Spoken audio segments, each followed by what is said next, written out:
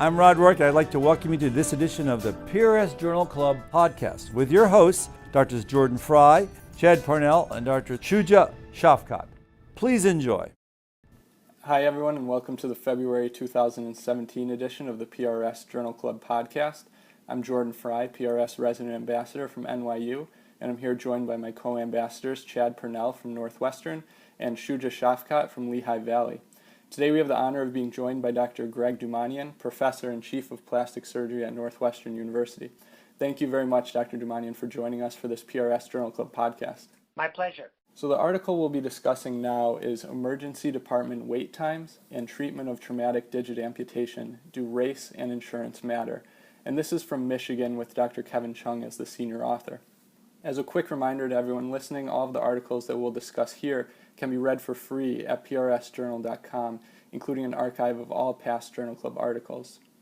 So as a brief overview of the article, overcrowding in U.S. emergency departments has led to increasing wait times, which have also been associated with lower patient satisfaction and worse health-related outcomes. This is especially a concern, obviously, for at-risk groups and minorities who utilize ED services more and have been shown to have disproportionately longer wait times. While the effect of wait time on traumatic injuries is pretty well studied, there's little known regarding non-traumatic injuries, including digital amputations, which obviously have a profound impact on patients' lives depending on the treatment received and has nationwide economic impact as they tend to occur in younger persons in their income-earning years. There's also little information on the impact of wait times and the type of treatment received with digit amputations. So the authors hypothesized that patients with traumatic digital amputations treated in hospitals with overall lower ED wait times would have higher odds of undergoing replantation, and they sought to examine this trend.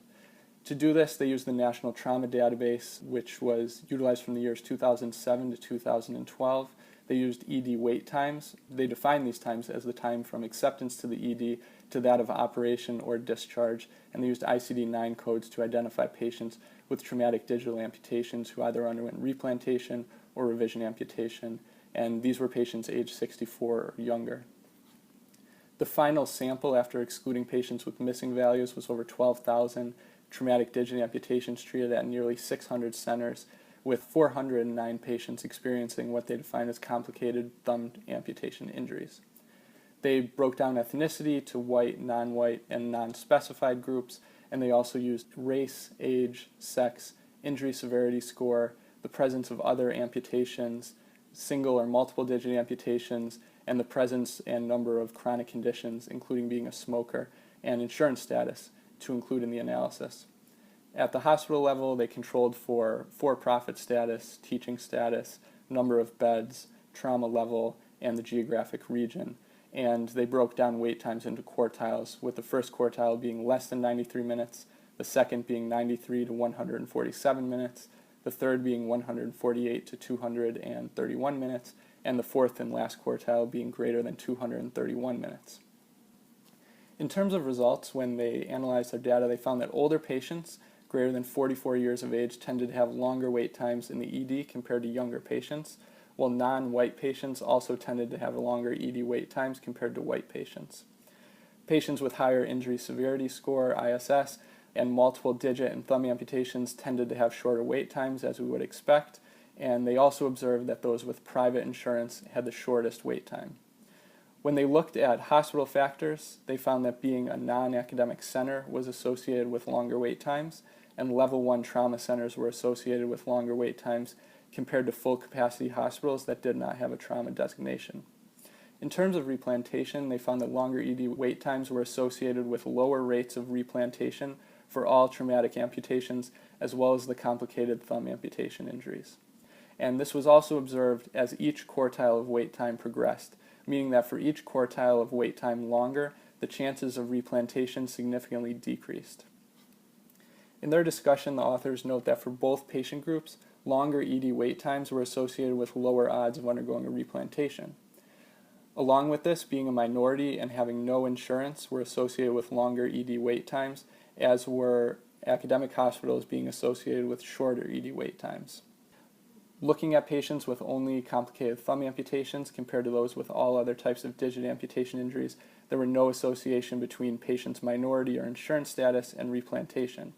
And they described this as being somewhat expected, as it's nearly universally considered the optimal treatment option to replant a thumb, whereas for other digits, it's a little bit more of a gray area. However, for all digit amputations, they found that minority status with a p-value of 0.1 did not appear to reach significance in terms of the lower rates of replantation. So, Dr. Dumanian, I'm interested to hear what you think about this paper and the findings that they present. Well, having been on the receiving end of getting phone calls from emergency rooms, will you take this patient? Everything that I read in the paper by Chung et al. Is intuitive and makes sense with what we experience out in the field.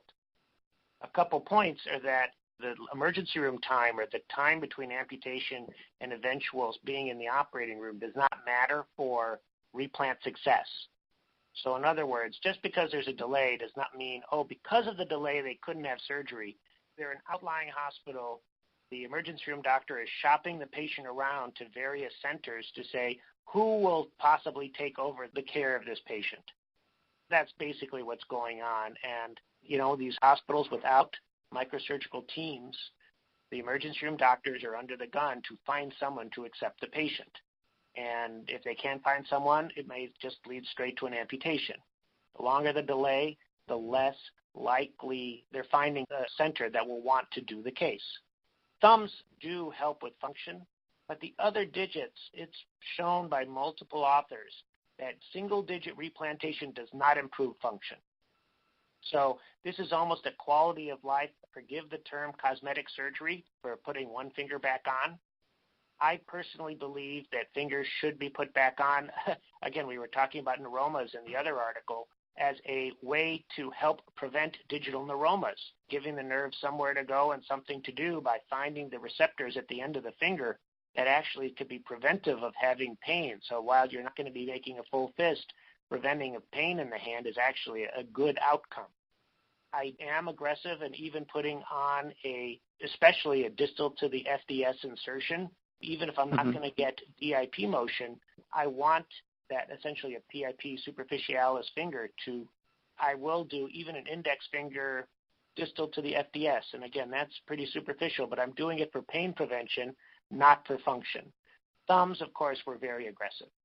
I think those are really excellent points you make, and we've had similar experience and similar views here in New York, where we're at Bellevue Hospital, which is a major replantation center here, where I think, like you're saying, we also are fairly aggressive, but a big part of this is counseling the patients on what to expect and why you're doing the operation, and especially given their social situation and their work situation. Given the findings that they're presenting here, that Dr. Chung's presenting, which I think, like you mentioned, are kind of what we would expect, do you think these findings favor the regionalization of hand centers, or are there other systems-wide recommendations that you believe are needed to help kind of ameliorate these disparities? I think technology and legislation can really help care for the injured, not only hand patient, but all types of orthopedic and limb types of conditions. And I'm going to give you an example. In California, there is a telemedicine stroke service. So neurologists are on their phone with legislation-approved cameras so that they're connected to outlying hospitals so that they can be treating stroke patients. The nurses are looking at the patients and kind of with the telemedicine doctor on the other line doing physical exam to give TPA. And the telemedicine neurologists have much shorter time from stroke to TPA than if you go to a hospital and try and find a local neurologist to come downstairs to the emergency room.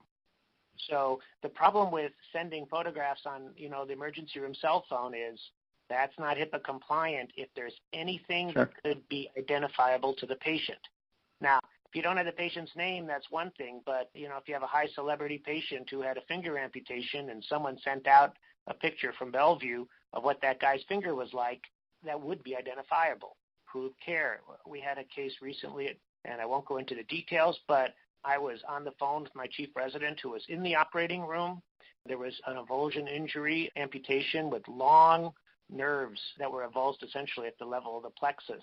And from long distance, through the phone, through my chief resident, I got the orthopods not to try a replantation, but rather to temporize until I got back home to close the wounds. So I think hand surgery should be regionalized because you need both the microsurgery team and an experienced hand surgeon to know what is doable, what is not doable, and the goals of the replantation. Yeah, absolutely. I couldn't agree more. I'm interested, Shuja, what did you think of this paper? Yeah, I think that those are really excellent points. And Dr. Dumanian, you brought up the concept of telemedicine, and that was actually something that was brought up in a recent journal club where authors looked at the distance to a plastic surgeon in terms of determining if a patient would receive breast reconstruction for breast cancer therapy. So part of that discussion was telemedicine, and in our institution, our burn surgeons have set up a really good system for telemedicine because we've become, kind of a big tertiary center for a very underserved population, kind of Northeast Pennsylvania. So I think telemedicine is a big thing that can kind of help these patients and kind of redistribute it. Dr. Dumanian, do you have any more thoughts on telemedicine? Do you see it playing a role even in other aspects of hand surgery and plastic surgery in general? And how do we, go about setting up these systems and making them HIPAA compliant and kind of, go along with the laws that have been instituted? I had tried to have a HIPAA-compliant cell phone system, and basically it failed because, not technologically, but because taking a regular cell phone picture is still easier than anything with any encryption or with passwords. So I've been a little burned by trying to make a HIPAA-compliant photo system. But the way I see it is you have to see who the stakeholders are. If the hospital is going to be mandated to have some sort of hand surgery consult available, all right, then is it going to be cheaper to have the hand consultant available by telemedicine or having someone on site? Well, telemedicine is going to be a lot cheaper.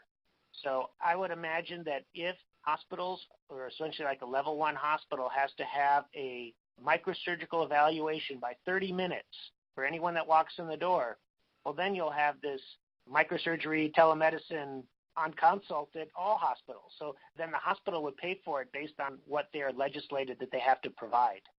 If it's just trying to do things because it's the right thing to do, no one is going to do it. But if it's legislated that a consultation is needed within a period of time, telemedicine would be a cost-effective way of providing it. Yeah, I think you brought up two really excellent points, being cost, which is obviously something that we're paying a lot more attention to in general, and then convenience, because a lot of these technological advances, if they're not convenient, people aren't going to use them, and you really have to factor that in to whatever system you create, in terms of being compliant. But definitely if, it can be as compliant as you want it to be, if it's not convenient, people aren't going to use it, and it's not going to allow it to be used. And at Northwestern, we had a completely HIPAA-compliant photo sharing system that I couldn't get, even as the chief, I couldn't get everyone to use. I pulled the plug on the whole thing. If it's not as convenient as pulling out your cell phone and snapping a picture, no one's going to do it. Yeah, we're all slaves to convenience to a certain degree. I actually found this article to be a little bit sobering. I think as residents, we're all very idealistic to a certain degree, and you think, we're always doing the same thing for all people, and all people are getting the same treatment whenever they come to our hospital. And maybe that's correct at certain tertiary care centers. But I thought the fact that, being a minority or having no insurance, you end up with a longer ER wait time. I can't say I necessarily found it surprising, but it was depressing to see that. And I guess the fact that a thumb amputation was a little bit of an equalizing factor was a little bit reassuring. Dr. Dumanian, were you surprised by the fact that there are disparities amongst insurance? And if somebody's on call for microsurgery or digital replants, should they even be allowed to ask what a patient's insurance is? Ideally, no. Hospitals or emergency rooms have hand surgeons, and yet they're not caring for their own emergency room patients, and they're trying to send them into the academic center. And you're like, wait, you've got a hand surgeon there. Why aren't you guys taking care of it? And so if you do not actually look into the reasons for the referral, then your academic center is inundated with patients hurting the operating room schedule and by other physicians not doing their thing. So the academic centers just can't be taken advantage of. Looking at it a different way, though, when I was a resident, there was this homeless gentleman with some sort of amputation, and my mentor, who was Swedish and a socialist, said, Dumanian, this guy needs our help more than working people and people with insurance. This is the one you want to put your effort into. So there are going to be surgeons who are going to respond in the other direction for who needs our help and who doesn't. In the end, though, especially for non-thumb, these are quality of life procedures where there's a lot of judgment, and it's all gray, unfortunately.